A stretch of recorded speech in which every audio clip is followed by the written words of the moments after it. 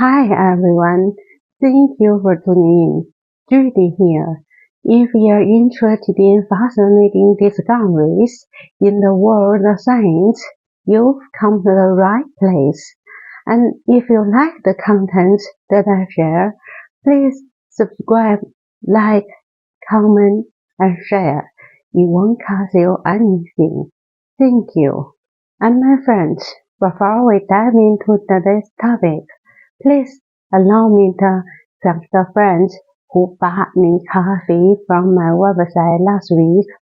Thank you so much for your kind support, my friends. Thank you. My friends, if you're not new to this channel, you know that in the last video I talked about a diabetes drug and an insulin nasal spray that might be able to treat early Alzheimer's disease. But if you're a new friend, please check it out in the description and comments. And my friends, I guess you know that Alzheimer's is a progressive fatal brain disease and the most common form of dementia. And there's no cure for dementia yet. But due to dementia typically doesn't appear until late in life, preventive measures could be used. So much so, many scientists have been trying to find ways to delay or prevent dementia. Some scientists believe that evidence suggests that half of the dementia cases could be prevented or delayed. And a critical part of this strategy is identifying modifiable risk factors, things like cholesterol levels, which is why most previous studies have focused on individual drugs and specific patient groups. But now I want to share a study that the researchers didn't focus on specific things but took a broader approach. These researchers in Sweden found that long-term use of common cardiovascular drugs is associated with lower risk of dementia later in life. They also found that the use of anti-platelet drugs may be linked to a higher risk of dementia.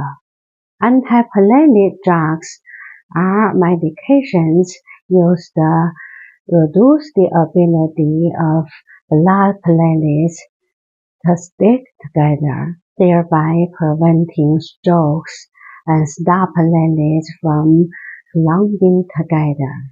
On the other hand, the study found that long-term use of anti-hypertensive drugs, cholesterol-lowering drugs, diuretics, and blood-thinning drugs is associated with between 4% to 20% lower risk of dementia.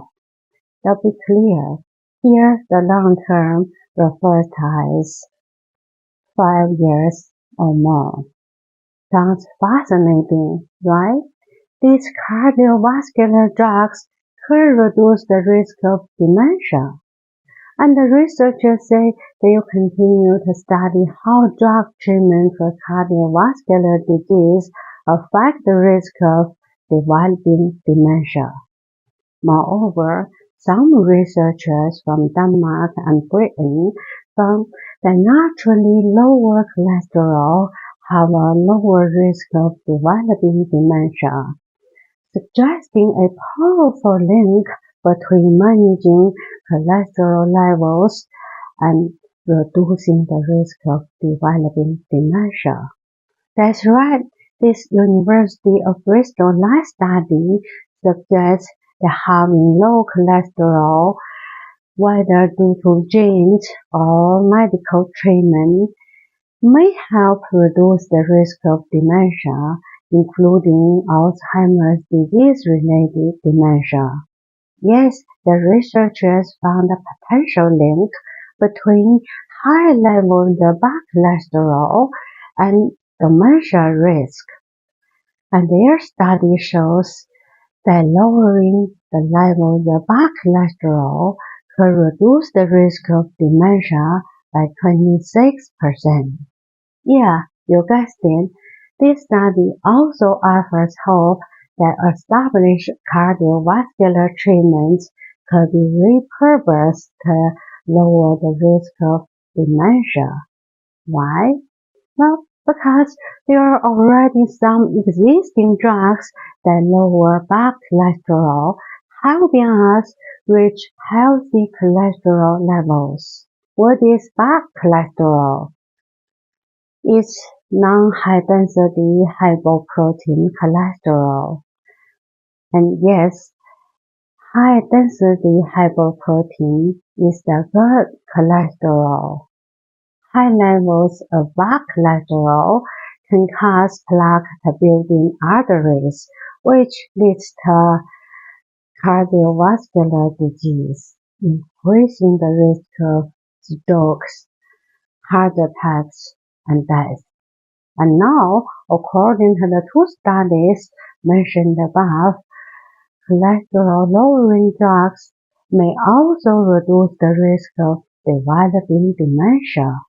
And my friends, please remember that the first study also found that long-term use of anti-hypertensive drugs, diuretics, and blood-thinning drugs might also reduce the risk of dementia.